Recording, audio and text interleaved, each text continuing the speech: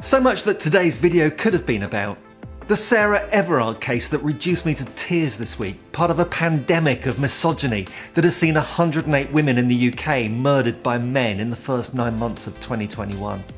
Or the latest corrupt appointment to the House of Lords by Boris Johnson that saw Tory donor Malcolm Offord give £147,500 to the Tory party and be rewarded not just with a peerage and the attached expenses and power, but also with a ministerial position, drawing a taxpayer-funded salary. Corruption, pure and simple. But I've decided to take a step back from these atrocities and look instead at something else close to my heart. One of the root causes of these and most other problems in British society, our broken democracy. Stay tuned. British democracy is broken. There have been 20 UK general elections since 1950, and 19 of those 20 have had a majority of voters choosing parties to the left of the Conservative Party.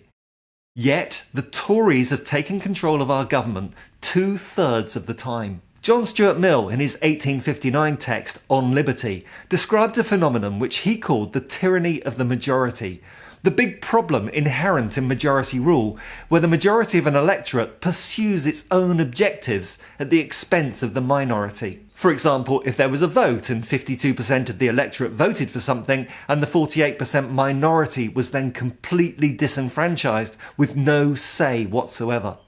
That's not democracy.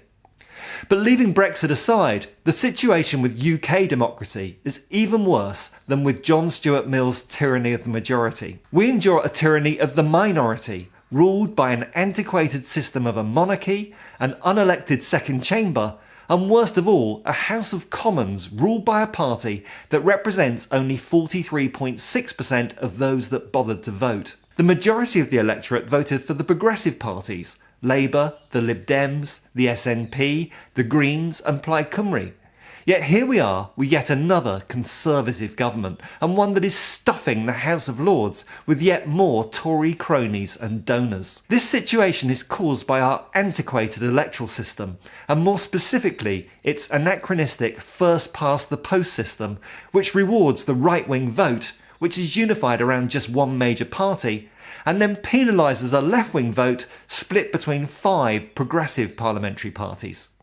And things are getting even worse, thanks to a Tory party that has recognised the dangers of modernising our voting system and making it more democratic. For example, up till now, the positions of mayors and police and crime commissioners have been elected on a supplementary vote system, similar to the single transferable vote system, although allowing just a secondary choice to be nominated. So, if no candidate gets more than half of first vote preferences, the top 2 candidates have a runoff, this time counting second preferences of those voting for the third place candidates and lower, guaranteeing that the winner has a level of approval amongst over half the electorate. Priti Patel has put a stop to that, announcing that the same old antiquated, undemocratic, tyranny of the majority system of first past the post, FPTP, will be used in these elections too. The Brexit vote also saw diminished democracy in this country, leading us to abandon voting for the European Parliament and as a result losing the proportional system of voting for MEPs. Another step backwards, and a blow for a modernisation of our rotten electoral system. Why is Patel engaging reverse gear for our democracy? Because she and her cabal have realised that the vast majority of UK voters are either Tory or more likely anti-Tory. Tories have received precious few second preference votes in the democratised supplementary vote system, and they suffered under the proportional system of the European elections too, most recently at the hands of the Brexit party, it has to be said, where the Tories garnered an astonishingly low 8.8% of the vote. But that's why they want to revert to FPTP for all elections. It's pure gerrymandering, rigging the system to return the Tories to power time after time. The tyranny of the minority writ large. Just take a look at this graph. If you divide the number of votes for each parliamentary party by the number of MPs elected for each party, you can see that the Greens took 865,697 votes, which delivered just one MP, Caroline Lucas. It took 336,038 votes for each Liberal Democrat MP, 50,835 votes to elect a Labour MP, but only 38,264 to elect a Tory. To put it another way, if you vote Tory, your vote is valued at 23 times more than that of someone voting Green. Under a single transferable vote or supplementary vote system, in my Conservative stroke Lib Dem marginal constituency, I could actually vote Green or Labour and have a second preference of Lib Dem to ensure my anti-Tory vote counted. But like me, 1/3 of voters, 1/3 in the 2019 general election, were forced to vote tactically, putting their cross in the box for a party that weren't really their first preference. Doesn't sound like proper democracy, does it? And the gerrymandering gets even more explicit when you look deeper. The Electoral Reform Society have canvassed MPs and not one single Tory MP backs a proportional system for the House of Commons. Instead, the Tory party are introducing voter ID rules at polling stations. This is a trick from the Republican Party playbook in America, as it has the effect of suppressing the vote from the less well-off, non-drivers, non-passport holders and people in the private rented sector who frequently move home. Not surprisingly, overwhelmingly anti-Tory voters.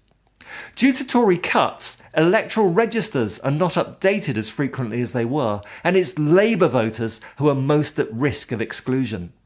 In both Scotland and Wales, 16-year-olds are given the vote in local elections, but the Tories are doing their best to restrict and remove voting rights for that predominantly anti-Tory, pro-European demographic too. On top of all that, constituency boundary changes in 2024 will, surprise, surprise, favour the Tories, meaning Labour will need an unprecedented 10.5% swing to form a majority government at the next election. Of the 650 parliamentary seats, there are virtually no Labour versus Lib Dem contests. For these two parties to form an electoral pact or progressive alliance with a platform of electoral reform and democratisation would virtually guarantee a progressive government after the next election and would change the British political landscape forever. Adding to that the Green Party, and perhaps some sort of practical accommodation with the nationalist parties in Scotland and Wales centring around voter reform, then the Tories could be out of power forever. And they know it. So come on, Keir Starmer. Now may not be the time to announce it, agreed, but start planning now for a progressive alliance at the next election if you want to stand any chance of getting the Tories out.